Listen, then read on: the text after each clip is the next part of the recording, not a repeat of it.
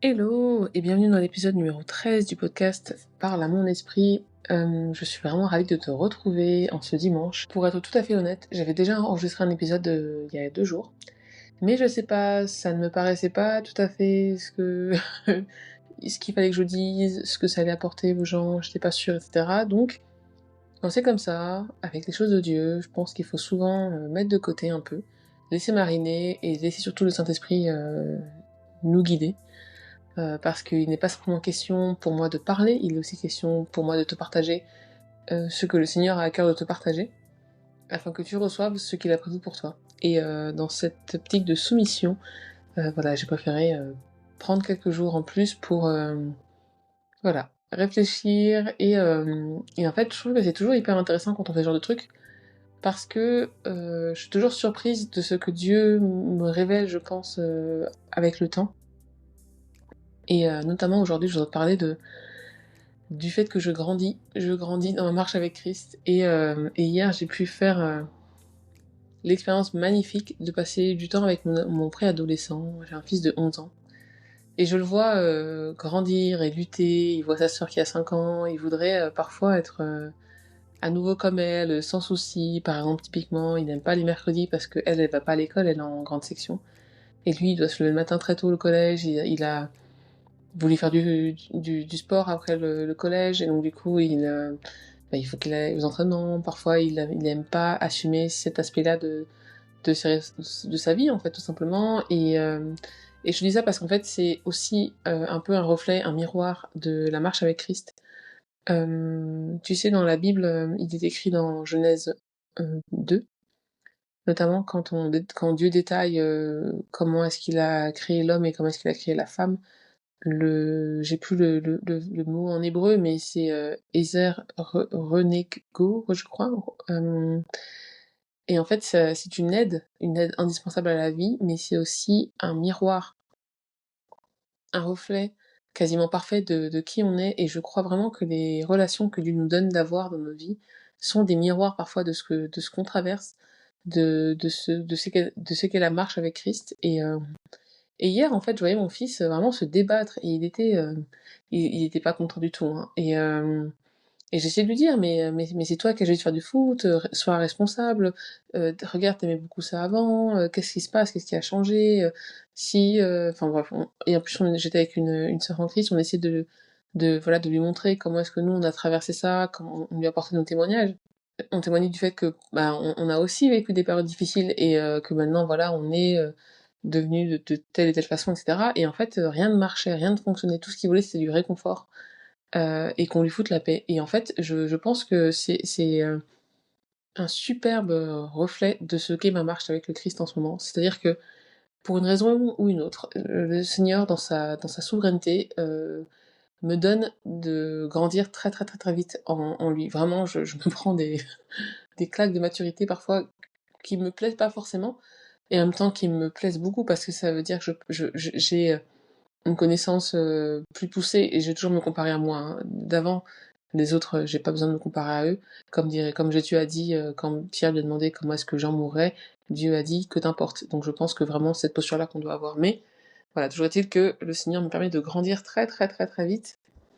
Et parfois, c'est génial, parce que ça veut dire que j'ai des révélations sur sa parole, je peux comprendre certaines choses, et parfois, c'est très difficile à encaisser, c'est très inconfortable, et ça me met aussi souvent face à mes limites, et à mon manque de maturité aussi. Et comme mon fils, parfois j'aimerais juste, pas forcément retourner en Égypte comme le peuple d'Israël, hein, on va lire ça ensemble aujourd'hui, mais je sais pas, j'aimerais pas toujours avoir conscience de mon hypocrisie, voilà. Parce que tu sais, souvent, je vais dire, par exemple, dans Galates 5, verset 20, il est écrit, ce n'est pas moi qui vis, c'est Christ qui vit en moi. Et en fait, j'ai tendance à vouloir, voilà, porter ce slogan haut et fort, sauf qu'en fait, c'est pas juste une belle parole, c'est pas juste dans les bons moments où quand on va me dire, par exemple, oh là là, mais Monima, qu'est-ce que tu rayonnes? Là, je vais dire fièrement, ouais, c'est pas moi qui vis, c'est Dieu qui vit en moi. Ça, dans ce moment-là, j'aime beaucoup. Et j'imagine, pour revenir au cas du préadolescent que je tente d'élever, avec l'aide du Saint-Esprit. Bah voilà, lui, je pense que quand il rentre du collège tout seul ou quand il a des responsabilités que sa sœur n'a pas, je pense qu'il est vraiment content, tu vois. Je pense que ça le gonfle un peu dans son ego, dans sa construction. Mais il y a aussi les revers de ça, c'est-à-dire que si c'est pas moi qui vis, c'est-à-dire que ma vie à moi, dans ma marche avec le Christ, et d'ailleurs c'est écrit dans la parole, hein, celui qui veut suivre Jésus et être un disciple doit porter sa croix tous les jours. Et si c'est Christ qui vit en moi, c'est-à-dire qu'il y a des parties de moi, Molima, qui doivent mourir tous les jours, en fait. Des parties qui ne lui plaisent pas. Et pour qu'elles puissent mourir, je dois encore faut-il que je puisse en avoir conscience pour les lui amener et lui demander, l'implorer de me délivrer de tel ou tel aspect de ma personnalité, de ma vie, de mes pensées, etc. Et en fait, il y a vraiment, du coup, pour moi, très très souvent, et je pense que je vais le dire souvent dans ce podcast, mais c'est vraiment la tension que je vis presque tous les jours, entre mon esprit qui a été sauvé par la grâce de Dieu et qui veut se rapprocher de Jésus, qui veut, voilà, qui veut être délivré de tout ce qu'il y a de mal et enfin, que Dieu appelle mal.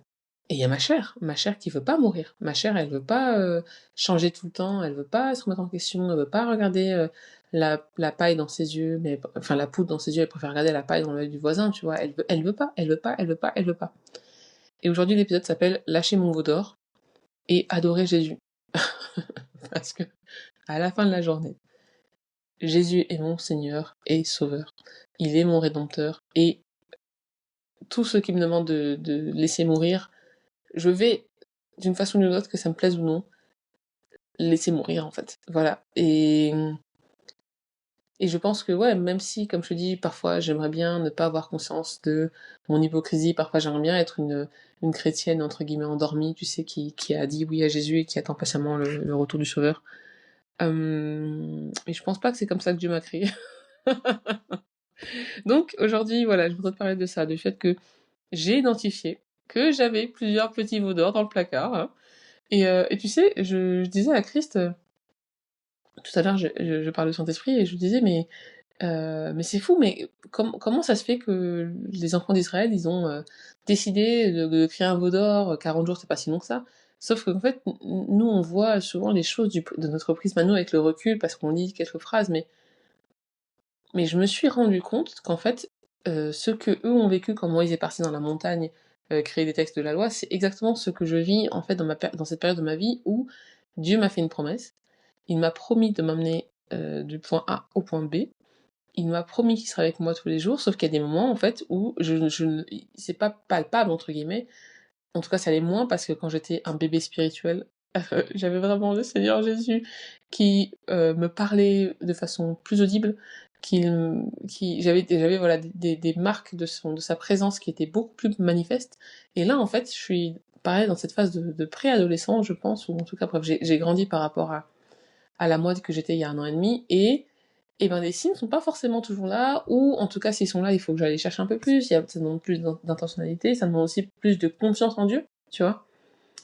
Et donc je demandais au Seigneur, qu'est-ce qu'ils ont ressenti les enfants du peuple d'Israël, qu'est-ce qu'ils ont vécu, tu sais, pourquoi est-ce qu'ils ont fait un veau d'or en fait. Et le Seigneur m'a révélé en fait que moi-même j'ai créé des petits veaux d'or, notamment par rapport au fait que mon identité, donc la valeur que je m'accorde, je ne la trouve pas forcément dans le fait d'être un enfant de Dieu, sauvé par la grâce. Ça me paraît, et je mets beaucoup de guillemets, euh, comment dire, pas assez,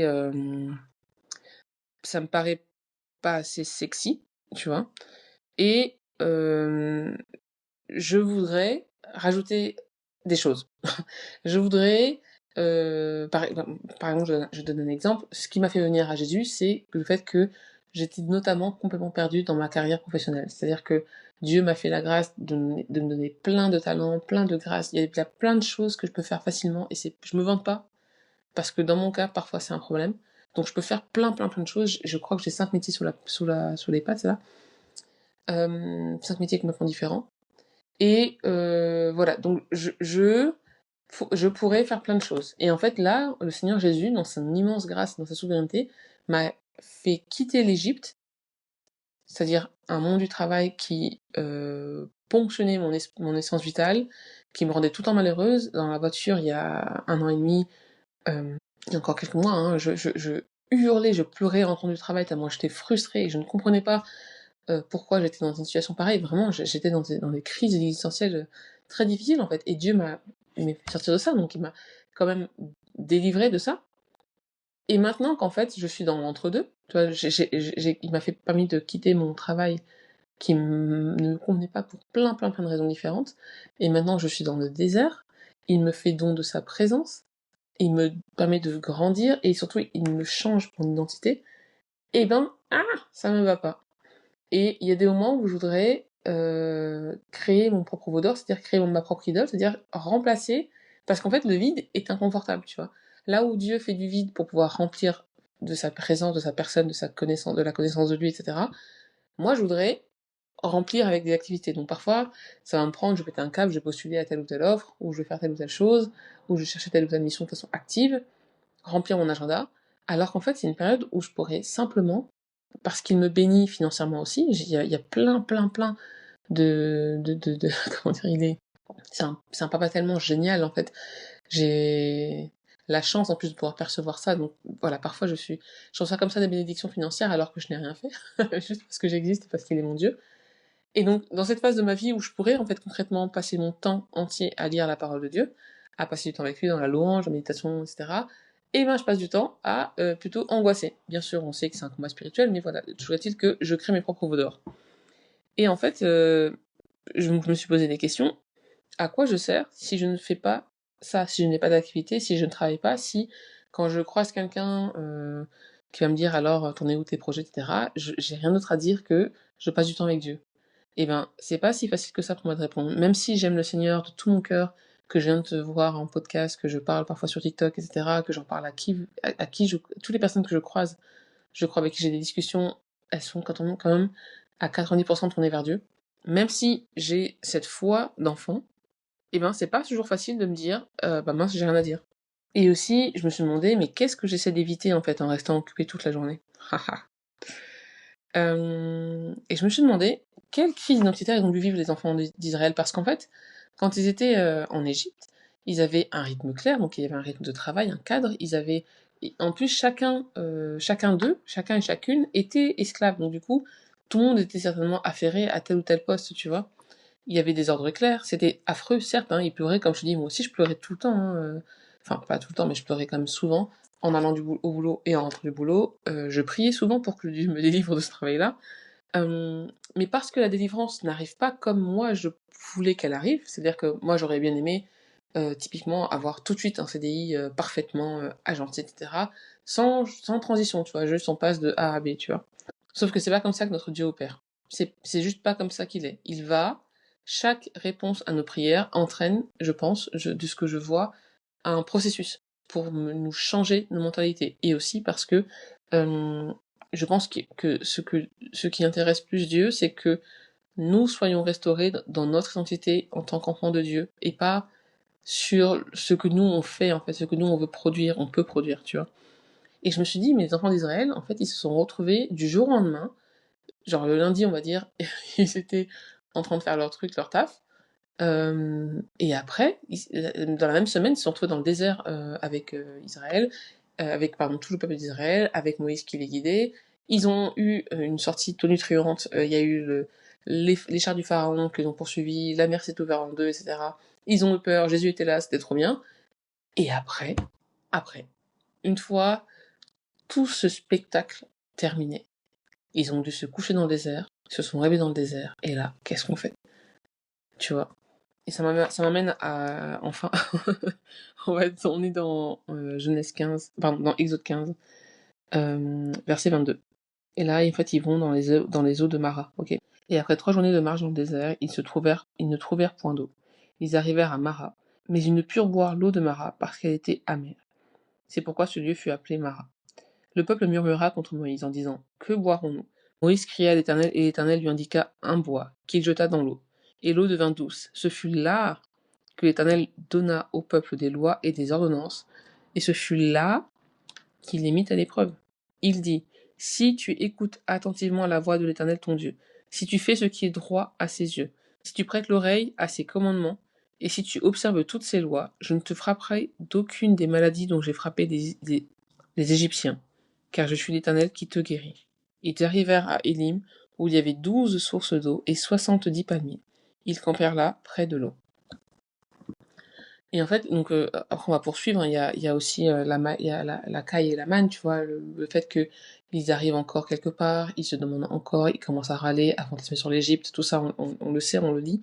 Et en fait, je me dis, c'est vraiment, ça peut vite devenir un traquenard, tu vois, vite, tu vas commencer à te focaliser sur ce que tu n'as pas, sur ce que tu voulais avoir, sur ce que tu avais avant, plutôt que de louer le Seigneur Jésus pour le vide qu'il a créé.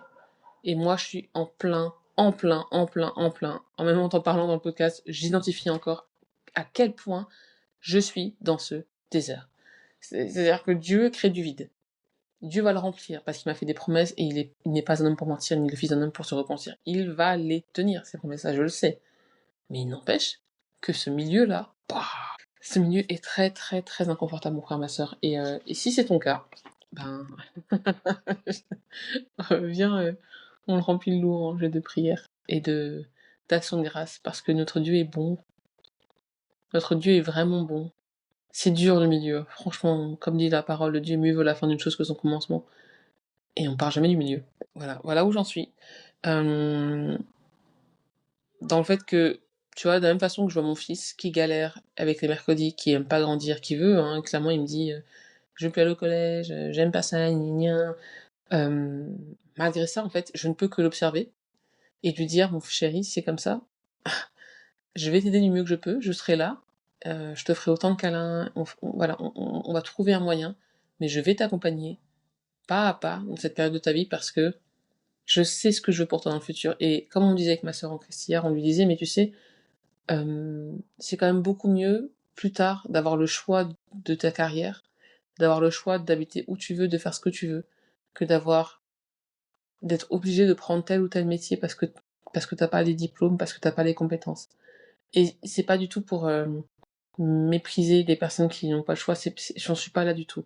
C'est simplement que j'ai tellement à cœur de lui éviter de faire une connerie parce qu'il a la flemme, parce qu'il est découragé, tu vois. Et je pense que mon cœur de mère, là, tu vois, je me dis, mais à combien plus forte raison, moi qui n'ai pas créé mon fils, moi qui ne l'ai pas ficelé, tissé dans mon ventre, moi qui n'ai pas eu des projets pour lui, à combien plus forte raison le créateur de toutes choses veut pour nous qu'on ait ce qu'il y a de mieux et il sait qu'il y a comment dire, ce chemin, ce processus qu'on est obligé de prendre. On peut pas passer outre, on ne peut pas prendre des chemins raccourcis. C'est écrit dans la parole, le Seigneur Jésus les a fait sortir d'Égypte et il aurait pu prendre la route toute tracée. Il leur a fait faire un détour. Donc voilà, il a un processus. Et même je repense au Seigneur Jésus, même lui sur Terre, il a eu un processus. Même lui sur Terre, il a dû aller dans le désert, se laisser tenter par Satan pour réécrire l'histoire, pour pouvoir nous redonner une chance, pour pouvoir nous montrer la voie à suivre quand on fait les choses, quand on se soumet. Waouh, j'ai une épiphanie là tout de suite dans le truc, mais il dit, si tu écoutes, Jésus a écouté attentivement la voix de Dieu. Il a fait ce qui est droit à ses yeux. Il a prêté l'oreille à ses commandements et il a observé toutes les lois. Tu vois? Jésus lui-même est venu sur Terre pour nous montrer, en fait, comment faire les choses. Et je pense que, tu vois, en tant que maman, je veux pas pour mon fils lui dire, bah écoute, tu sais quoi, Bichon, t'aimes pas le collège, bah tu sais quoi, c'est pas grave, reste à la maison, regarde, viens avec moi, on va regarder des mangas. Enfin, tu vois, tu vois ce que je veux dire? Il n'est pas question pour moi de le chouchouter, de le materner au point où je vais lui faire éviter toutes les épreuves difficiles parce que même nos épreuves, même nos maladresses, même nos erreurs, Dieu les utilise aussi pour sa gloire, en fait. Et il n'est pas question pour moi de lui retirer en fait à mon fils tout ce qui est difficile parce que je sais que derrière ça va construire son caractère, ça va lui donner des références plus tard, il saura en fait pourquoi il fait telle ou telle chose, tu vois.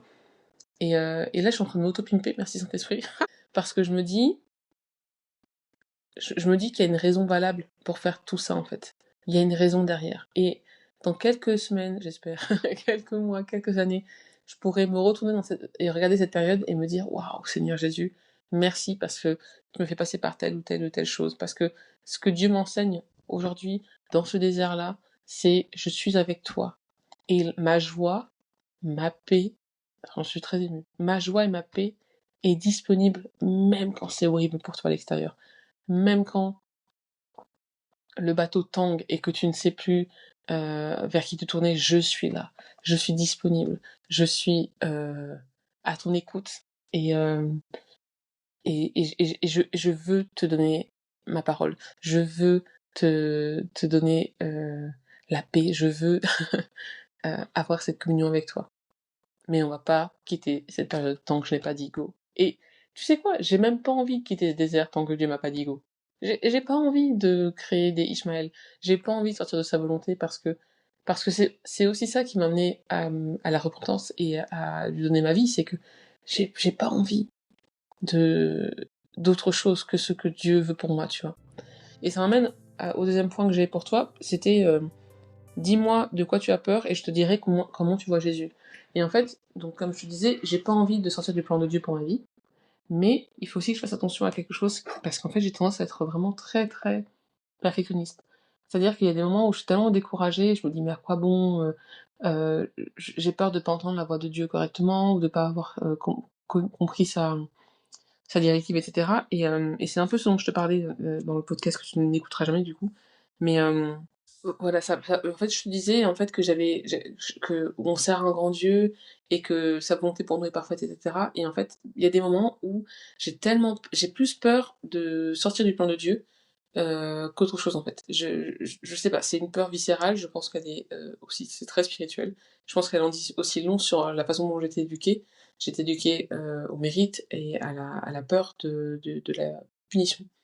Et pendant très très très très longtemps, c'est-à-dire jusqu'à il y a 2 heures, je projetais ça sur le Seigneur Jésus. Et en fait, Dieu n'est pas comme ça. Dieu est plein de grâce. Et même nos erreurs, comme je te le dis, nos erreurs, nos loupés, nos ratés, il les utilise pour sa gloire. Et tu vois, je me disais, en fait, je pensais à, tu sais, ce passage où Pierre marche sur l'eau et tombe parce qu'au lieu de regarder Jésus, il regarde à la tempête. Et je me suis dit, est-ce que Pierre, il aurait pu comprendre et percevoir que des milliards de personnes allaient pouvoir être édifiées, enseignées sur la marche avec Christ grâce à son erreur, tu vois. Et je pense aussi à toutes ces personnes-là dont la Bible regorge, qui ont pas forcément dit la bonne chose, qui ont pas fait la bonne chose, qui ont pas fait le bon choix, qui sont allés trop vite, qui sont pas allés si vite. Les gens qui ont fui, comme Jonas, tu vois, et je me dis, toutes ces personnes-là, toutes leurs erreurs, enfin, l'exemple de Jonas et Ninive, tu vois, même l'erreur que Jonas a faite, pardon, Dieu l'a utilisée pour sa gloire. C'est-à-dire que il a, il a tout orchestré en prenant en compte le fait que Jonas allait se rebeller, ne pas vouloir aller à Ninive, et il a quand même réussi, parce qu'il est Dieu, parce qu'il est souverain, parce que son plan est parfait, et parce que sa grâce est parfaite. Il veut que tout homme arrive à la repentance. C'est ça son but. Et même là, même dans le cas de Jonas, tu vois, l'erreur, enfin, entre guillemets, la désobéissance de Jonas a été prise en compte par le Seigneur Jésus quand il l'a appelé pour aller prophétiser à Ninive. Et le peuple, enfin, les habitants de Ninive se sont repentis, tu vois. Donc, je me dis, tu vois, à la question, dis-moi de quoi tu as peur et je te dirai comment tu vois Jésus. Moi, je pense encore, et Seigneur, je suis désolée, je me repens et je me confesse dans ce podcast, mais j'ai trop souvent tendance à te voir comme un père fouettard. Et je crois il est question pour moi de commencer un peu plus à te demander de me révéler, en fait, à quel point tu es un père plein de grâce. Oui, oui, il y a de la colère, oui, oui, il y a le jugement, oui, il y a toutes ces choses que tu promets comme rétribution aux personnes qui font le mal, bien sûr. Et il y a la sainte, comment dire, la sainte correction aussi que tu apportes à tes enfants quand ils font le mal, mais il y a aussi pour moi, voilà, cette invitation euh, à accepter ta grâce, tout simplement. Et du coup, ça m'amène, enfin, on va faire la transition et conclure avec ça, à un de mes versets préférés dans la Bible, qui est Romains 8, versets 38 et 39, qui dit, je te le dis parce que c'est quand même beau, car j'ai l'assurance que ni la mort, ni la vie, ni les anges, ni les dominations, ni les choses présentes, ni les choses à venir, ni les puissances, ni la hauteur, ni la profondeur, ni aucune autre créature ne pourra nous séparer de l'amour de Dieu manifesté en Jésus-Christ, notre Seigneur. C'est l'amour de Dieu que rien ne peut changer, que rien ne peut éteindre, qui a été manifesté, donc c'est déjà acté en Jésus-Christ, qui est notre Seigneur. Et tu vois, quand je lis ça, je me dis, bon, quand même, on va relativiser. On va revenir à cette base-là. Le Seigneur Dieu nous aime. Et il nous aime avant même qu'on ait fait quoi que ce soit pour lui. Avant même qu'on ait dit quoi que ce soit. Et même quand on râle, même quand on fait des erreurs, même quand on veut se rebeller, même quand on crée des veaux d'or, le Seigneur nous aime.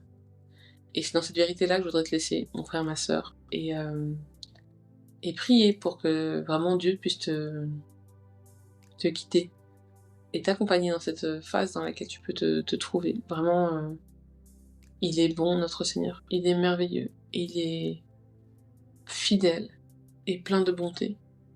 Et je prie pour que tu puisses être touché aujourd'hui par son esprit qui vit en toi et qui puisse t'accompagner aujourd'hui dans un deuil d'une partie de toi.